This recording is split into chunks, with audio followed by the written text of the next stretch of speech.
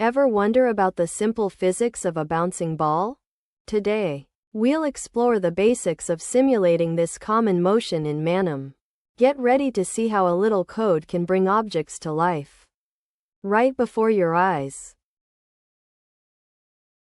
First, we need a stable environment. Our blue surface provides the perfect ground for our ball. And here comes our star, a vibrant red sphere, ready for action. Right now, it's just suspended. But what happens when gravity takes hold? Down it goes. The ball accelerates, drawn by the invisible force we all know. Then, impact. It hits the surface, transferring energy. How does the code handle that collision? The surface pushes back, and our ball springs upward. Not quite as high as before, though.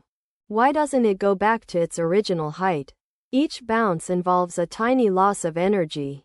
This cycle repeats, each bounce a little smaller, until all its energy dissipates.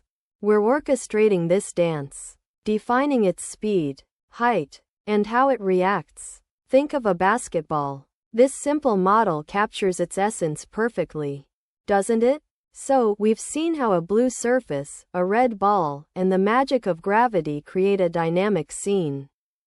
It's all about gravity pulling down and the surface pushing back, with a little energy loss each time. From a simple question about bouncing, we've brought a physical phenomenon to life with code. You've just witnessed the satisfying simulation of a bouncing ball, a cornerstone of visual animation.